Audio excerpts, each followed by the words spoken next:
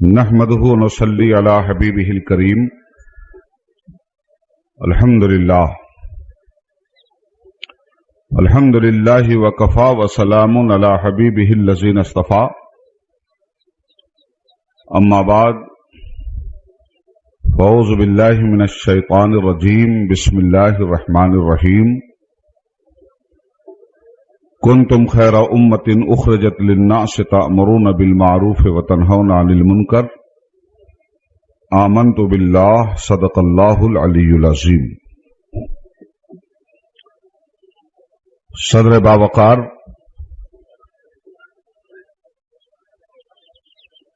مخدوم گرامی مرتبت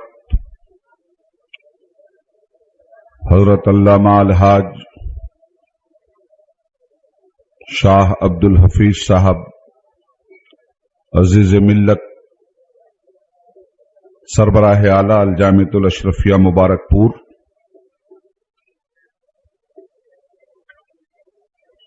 شہزادہ خانوادہ اعلیٰ حضرت برادر گرامی جناب قاری تسلیم رضا صاحب، مفکر اسلام حضرت مولانا محمد ادریس بستوی صاحب،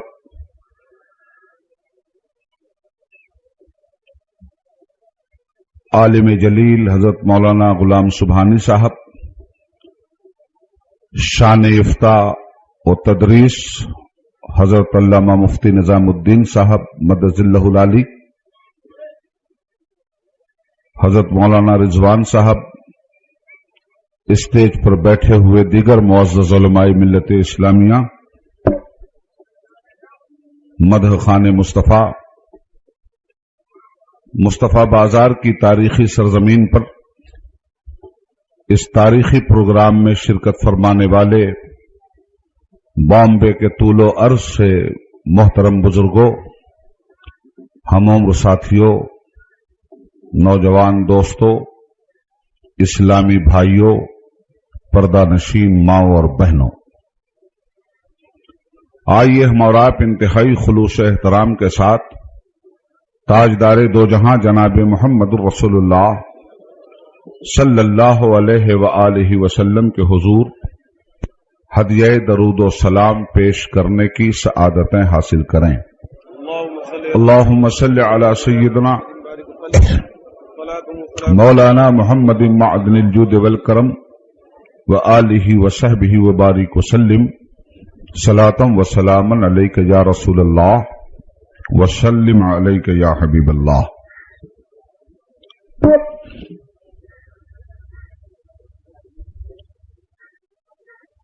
یقی محکم عمل پہم محبت فاتح عالم. یقی محکم عمل پہم محبت فاتح عالم، جہاد زندگانی میں یہ ہیں مردوں کی شمشیر ہے. حضرات، آج کے اس تاریخی پروگرام میں آپ اس جلسے کا مقصد علماء کرام سے سماعت فرما چکے ہیں. مبلغ اسلام امام احمد رضا علیہ الرحمت والرضوان کے روحانی فرزند حضرت مولانا عبدالعلیم صدیقی میٹھی رحمت اللہ تعالی علیہ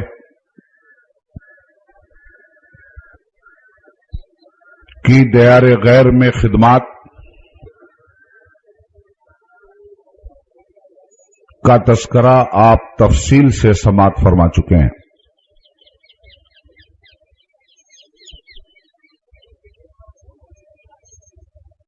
قرآن کریم کا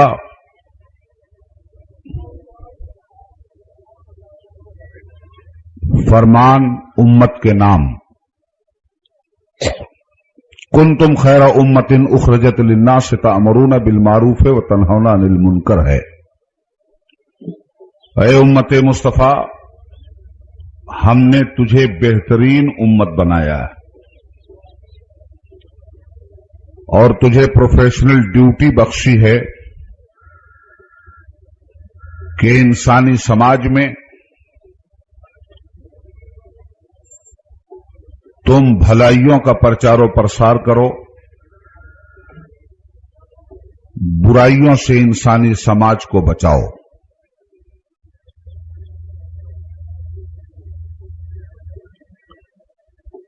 ہر انسان کسی نہ کسی عہدے پر پہنچنے کے بعد صرف عہدے سے نہیں پہچانا جاتا، بلکہ عہدہ ایک ذمہ داری بخشتا ہے، ذمہ داری سے عہدہ دار پہچانا جاتا ہے اور عہدہ دار سے ذمہ داری پہچانی جاتی ہے۔ مسلمان ہونا بھی ایک بڑا عہدہ ہے، مسلمان ہونا بھی ایک بڑا مرتبہ ہے۔ تو جب بڑے مرتبے پر کوئی انسان فائز ہوتا ہے یا بڑے مرتبے پر کسی جماعت کو فائز المرام کیا جاتا ہے تو اس کی ذمہ داریاں بھی بڑی ہوتی ہیں۔ مسلمانوں کو امتوں کے مقابلے میں خیر امت کے مرتبے پر فائز کیا گیا ہے، ساری امتوں سے بہتر امت قرار دیا گیا ہے۔ تو مسلمانوں کا کام بھی اور مسلمانوں کی ذمہ داریاں بھی ساری امتوں سے کہیں زیادہ ہوں گی۔ بنیادی ذمہ داری مسلمانوں کو یہ سونپی گئی کہ تم بھلائیاں پھیلاؤ اور سماج سے برائیوں کو روکو۔ قرون اولیٰ میں ہم جب صحابہ کی زندگی پر نظر ڈالتے ہیں تو اس جماعت کا ہر فرد اپنی اپنی طاقت بھر انفرادی اعتبار سے بھی اور اجتماعی اعتبار سے بھی برائیوں کو روکنے کے لیے سینہ سپر ہو جایا کرتا تھا اور بھلائیوں کا خوگر ہو کر آنے والی نسل انسانی کے لیے تاریخ میں ایک مقام عمل متعین کر دیتا تھا۔ نبی اکرم صلی اللہ علیہ وسلم کے اس دنیا سے تشریف لے جانے کے بعد صرف امت کے لیے بھلائی اور خیر کا مفہوم واضح نہیں کیا گیا، عام انسانیت کے لیے بھلائی اور خیر کا مفہوم واضح کرتے ہوئے مسلمانوں کو یہ ڈیوٹی دی گئی کہ امت اجابت کو بھی معتدل رکھنا تمہارے علماء کا کام ہے اور امت دعوت تک پہنچنا پوری امت کا کام ہے۔ امت دعوت اور امت اجابت کے پہلو پر بھی آپ غور کر لیں۔ امت اجابت اس امت کو کہتے ہیں جس نے کلمہ پڑھ لیا ہے، اور امت دعوت اس امت کا نام ہے جس نے اب تک کلمہ پڑھا نہیں ہے۔ اسلام کی دعوت اس تک پہنچانا کلمہ پڑھنے والوں کی ذمہ داری ہے۔ تو مسلمانوں کو انسانی اور بین الاقوامی انسانی زندگی میں وزارت خارجہ بھی سونپی گئی ہے اور وزارت داخلہ بھی۔ کسی بھی ملک میں جو وزیر داخلہ ہوتا ہے وہ وزیر خارجہ نہیں ہوتا، اور جو وزیر خارجہ ہوتا ہے وہ وزیر داخلہ نہیں ہوتا۔ وزارت خارجہ کی ذمہ داری ہے کہ اپنے ملک کی حیثیت کو دنیا میں اجاگر کرنے کے لیے ایسی پالیسی بنائے کہ دنیا کے ممالک سے اپنے ملک کی عظمت و عبقریت کا لوہا منوایا جا سکے۔ وزارت داخلہ کی ذمہ داری یہ ہے کہ اندرون ملک کسی طرح کا خلفشار نہ پیدا ہونے دے اور مختلف قوموں کے بیچ وہ فرقہ وارانہ ہم آہنگی پیدا کی جائے کہ کسی قوم کو کسی قوم سے کوئی نقصان نہ پہنچے، मुल्क का अमन व अमान दरहम बरहम न होने पाए और जालिमों को कैफरे किरदार तक पहुंचा दिया जाए। वजारत दाखिला का हल्का सा मफहूम मैंने आपके सामने रखा, वजारत खारजा का हल्का सा मफहूम मैंने आपके सामने रखा, मगर यहां आलम यह है कि सारी कायनात अल्लाह की हुकूमत में दाखिल। इस्लामी नुक्ता नजर से इन्नल हुक्म इल्ला लिल्लाह, अल्लाह के हुक्म के अलावा किसी का हुक्म इंसानी समाज पर नहीं चल सकता।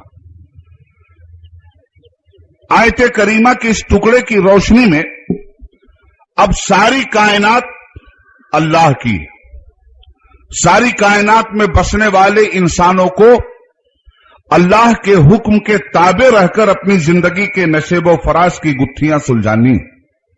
और अगर इंसान खुदा के हुक्म के ताबे रहकर अपनी जिंदगी के नशेब व फराज की गुत्थियां सुलझाने के लिए तैयार नहीं होता, तो इन इंसानों पर ऐसे मखसूस इंसानों को मुसल्लत किया जाएगा जो उम्मत इजाबत की सनद हासिल किए हुए सारी कायनात के इंसानों की रहनुमाई का फरीजा अंजाम देने के लायक बन सकें। चुनांचा मुसलमानों की जिम्मेदारी सिर्फ मुसलमानों के माहौल में इस्लाम के अगराज व मकासिद की तशरीह नहीं, बल्कि मुसलमानों की जिम्मेदारी गैर मुस्लिमों के माहौल में कहीं ज्यादा इस्लाम के अगराज व मकासिद की तशरीह के लिए बढ़ती जाती।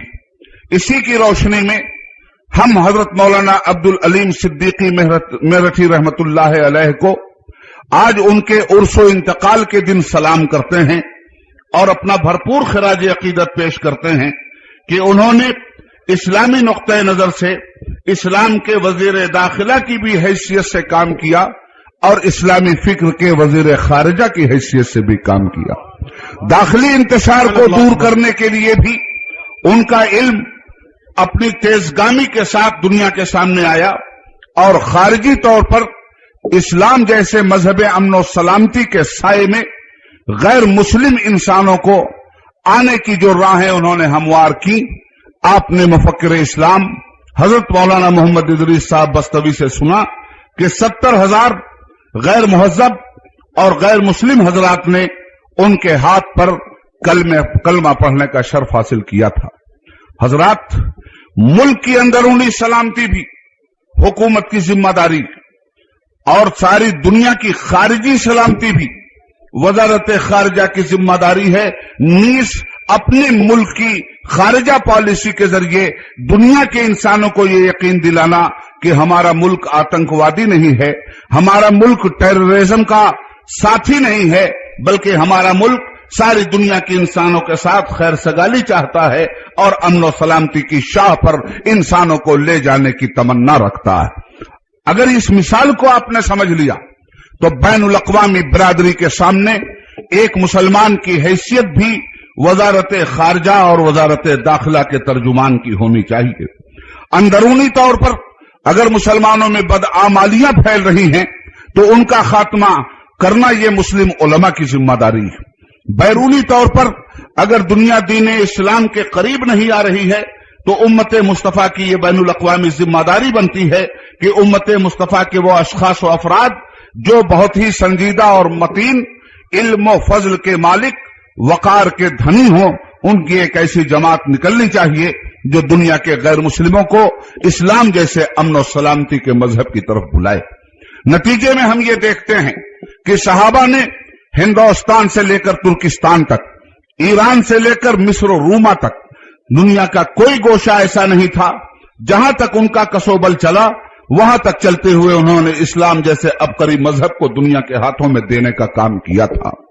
अंदरूनी तौर पर जो लोग मुसलमानों के इस्लाह माशरा का काम करते हैं, अगर जरूरत पड़ती है तो इस्लाह माशरा का काम भी नागुजीर होता है। अंदर भी कोई बिगाड़ नहीं पैदा होना चाहिए और बाहर की दुनिया कुफ्र व शिर्क के इस्तराब और कशमकश में मुब्तला नहीं रहनी चाहिए।